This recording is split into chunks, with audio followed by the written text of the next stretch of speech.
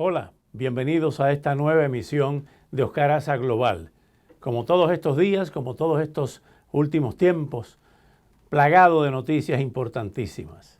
Mientras se acerca en esta especie de conteo regresivo al 5 de noviembre, día histórico para los Estados Unidos, porque se considera, y sobre este tema estaremos conversando en el desarrollo de este programa de esta noche, se está jugando el destino de Estados Unidos en estas elecciones históricas, sin lugar a dudas. Las encuestas siguen dando números muy cerrados entre los candidatos, el ex presidente Donald Trump y la vicepresidenta Kamala Harris. De manera que estaremos hablando de eso ampliamente en este programa de hoy con un miembro del Partido Republicano, representante estatal, y un miembro del Partido Demócrata. Entre tanto, la actualidad noticiosa no se detiene y tenemos aquí con nosotros a Roberto Marrero, prestigioso abogado venezolano, con quien vamos a hablar de varios temas de palpitante actualidad. Uno de ellos, Roberto, bienvenido, gracias por estar aquí esta noche. Dios te bendiga, Oscar, gracias. Gracias. ¿Qué lectura le das a ese viaje a Rusia de Nicolás Maduro tratando de engancharse en el BRICS con Delcy Rodríguez y miembros del gobierno? ¿Quién está gobernando en Caracas esta noche? Bueno, debe ser Diosdado, el vicepresidente de Seguridad, que es el ministro del Interior, porque se fue la vicepresidente, se fue el presidente y no pidieron a la Asamblea Nacional la autorización para ese viaje. Entonces, bueno, los dictadores no piden permiso para viajar, ¿no? Pero hoy la autoridad máxima de Venezuela sin duda es Diosdado Cabello. ¿Y Jorge Rodríguez no tiene influencia? Bueno, aparentemente el que se ve figurando en la calle, haciendo acciones, llevando las políticas, declarando, es a Diosdado Cabello. ¿Cómo ves esta situación de las purgas que se han producido en el área militar y también civil? Como acabamos de ver la destitución de Tellechea en PDVSA. Pareciera que todos esos son coletazos de la derrota del 28 de julio, que siguen buscando culpables. Entonces, las sociedades cuando hay dinero, cuando todo está bien, no se pelean. Pero cuando empieza a haber escasez, empiezan a avanzar, a faltar las ventas, empiezan a funcionar, a ir mal, no alcanza el dinero, empiezan a ir las cosas mal, empiezan a aparecer los culpables. Pareciera una purga interna, pero sin duda todo eso tiene que ver con la derrota del 28 de julio. Y recordemos algo, donde perdió Maduro fue en el Fuerte Tiuna. Perdió con los militares. En Venezuela los militares tienen derecho al voto, cosa que nunca tuvieron en la democracia. Y los militares votaron como votaron todos los demás venezolanos, más del 70% en contra de que Nicolás Maduro esté ahí. Y ese es el gran dilema de Maduro. Por eso es que es la purga interna, sobre todo en militares. Cambios en alto mando militar, cambio el presidente de PDVSA, que era un militar, que acaba de nombrar. Hace nada lo felicitó. Era una maravilla hace 2 meses. Ahora lo metieron preso por traidor y no sé qué, y está con la CIA. Y tú sabes, el mismo libreto que a todos los opositores nos ha pasado ya. Solo que ahora es al propio chavismo y al madurismo el que están persiguiendo. En base a esa crisis que tú señalas, a esas contradicciones, ¿cómo queda colocada María Corina Machado, la oposición, y Edmundo González Urrutia? Mira, es tan grande el capital político y la derrota que se le infligió a Maduro, y tenemos una ventana de tiempo hasta el 10 de enero, que no tiene que hacer mucho. Mantenernos firmes que se ganó la elección. El presidente electo está a resguardo. No hay mucho que hacer. Hay que seguir pidiendo aliados internacionales para exigir que se respeten los resultados. Pero ahora viene esta purga interna, y que dejarla. Cuando tu adversario se está equivocando, no lo interrumpas. Dejemos que siga esa procesión y ese enfrentamiento interno, y nosotros como espectadores a ver qué pasa de aquí al 10 de enero. ¿Termina esto en una guerra civil en Venezuela?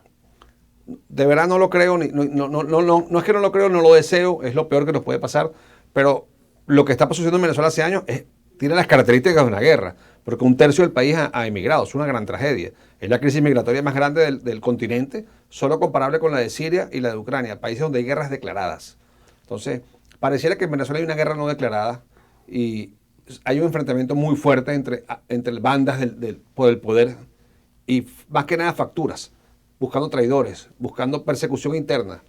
Entonces, si eso es así, ¿por qué se le ha dado tanto poder últimamente a Diosdado Cabello, sabiendo que no es un aliado de Maduro, sabiendo que no es un aliado de La Habana, sabiendo que Chávez y los Castro mandaron a buscar, y eso es algo que tú y yo lo hemos hablado en otros programas, mandó a buscar a Diosdado y a Nicolás Maduro para convencerlo de que Nicolás era el ungido y que a Maduro que se tranquilizara, que él también iba a llegar al poder en su momento? Es que la entronización de Diosdado es una maniobra cubana.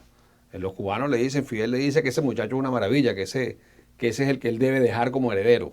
porque le convenía. O sea, recordemos que Maduro es formado en Cuba. Él es de verdad de izquierda de formación desde joven. Y ese fue el elegido. Pero hoy, así estará de débil Nicolás Maduro y así será el golpe que tuvo, que tiene que recurrir a alguien que, como decimos nosotros, Zamuro cuidando carne. O sea, es evidente que Diosdado quiere ser presidente de Venezuela. Se culpó de esa derrota a los Rodríguez, que fueron los que insistieron en que fuera ese proceso electoral Nicolás Maduro. Es lo lógico, pero pareciera que no, porque a Delcy le dio incluso un cargo más y se la acaba de llevar a Rusia. Pareciera hasta un premio, ¿no? No, pero con Maduro sí, pero yo me refiero, el grupo de Diosdado está culpando a Jorge Rodríguez y al grupo de Delcy de haberlos llevado a esa trampa electoral según el punto de vista de Diosdado. Bueno, sin duda los que dieron la revolución, los originales, los 4F, pues los que empezaron con Chávez este proceso hace más de 25 años, tienen que culpar a los civiles que no tuvieron parte ni arte en los hechos del 4F, en el 27 de febrero y en todo lo que hizo para que llegaran aquí a hacer gobierno, a tumbar la democracia, los golpes de Estado. Los que no tuvieron nada que ver con el proceso son quienes ahora detentan el poder. Eso evidentemente de tener un conflicto interno muy grande. Mientras tanto continúan los actos de corrupción. Estados Unidos, la Fiscalía del Sur de la Florida, federal, ha acusado nuevamente a Raúl Gorrín, uno de los testaferros del chavismo, millonario que se encuentra en Venezuela, ha sido declarado prófugo de la justicia aquí en los Estados Unidos, una nueva acusación por una estafa a PDVSA de 1.200 millones de dólares. Esto es un saqueo total, como pocas veces se ha visto, ¿no? Sí, es un saqueo que tiene años ocurriendo con PDVSA.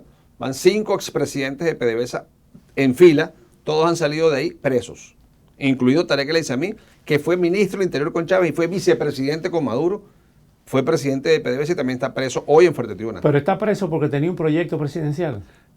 Yo creo que a ellos no les molesta la corrupción porque es un régimen corrupto. Lo que quizás les moleste es que hagan un poco más corrupción a sus espaldas, pero realmente el gran problema de todo dictador es que le discutan el poder. Y aparentemente es lo que había. Había una movida para sustituirlos y eso es lo que creo que está originando esta persecución. Ahora bien, dentro de las Fuerzas Armadas no hay fractura. Sí, votar, claro, si tenemos las actas. La orden que dio Miraflores es que no entregaran las actas y 84% de las actas las tiene la oposición. Tenemos actas hasta en Fuerte Tiuna, actas en centros donde votaron fueron los militares. Tenemos actas en sectores populares que eran Misiones Vivienda, que son edificios hechos en la época de Chávez, donde todos los que están ahí y viven son personas afectas e inscritas en el PSUV.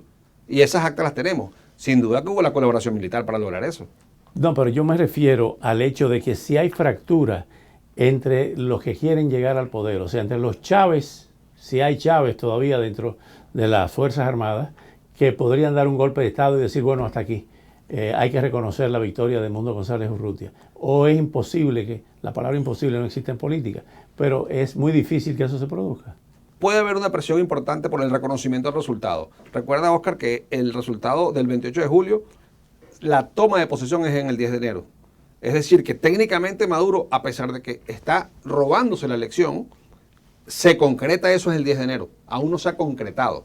Es decir, que todavía puede haber negociación, presiones internas para que se cumpla con esos resultados o se busque una transición de alguna manera para enrumbarnos hacia una democracia, hacia un acuerdo político. Porque lo que están haciendo es llevarnos a una crisis peor. Y esa persecución hacia los militares es evidente que no es un tema solo de corrupción, es un tema de lealtad, de dudas internas. Acaba de sustituir al jefe de Casa Militar, acaba de sustituir al del EGECIN y al del SEBIN. Y muchos del alto mando militar lo sustituyeron. Hay dudas internas en las Fuerzas Armadas por parte de Maduro, evidentemente. ¿Esos sustituidos respondían a Maduro o respondían a Diosdado? ¿O respondían a Vladimir Padrino? Deberían responder a Maduro, porque la verdad es que decir que Maduro es un títere, Maduro es el que manejaba el poder, y esta derrota es absolutamente de Maduro. Entonces, ¿qué es lo que dirá un 4F?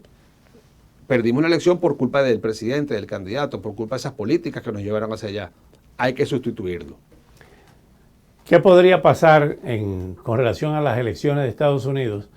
Gane Trump o gane Kamala Harris con el caso de Venezuela. Ayer hubo declaraciones de Kamala Harris de que no había salida militar por parte de Estados Unidos, pero sí seguían apoyando el proceso democrático y que se respetara la voluntad popular.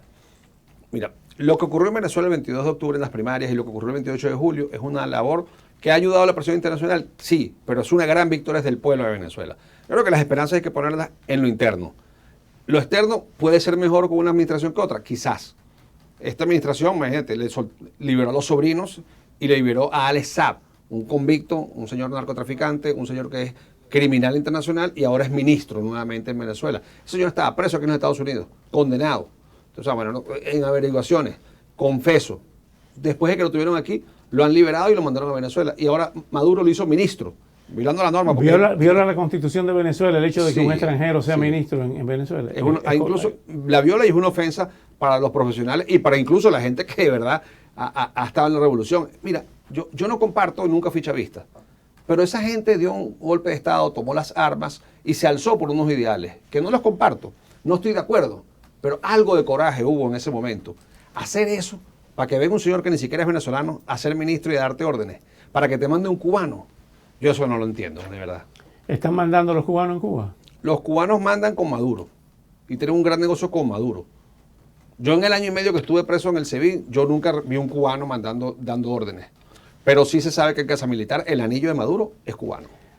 La inteligencia israelí reveló hace 48 horas que confirmaba la presencia de Hezbollah, de terroristas internacionales, y que habían bases de esos grupos terroristas en Caracas, en Cuba y en Nicaragua.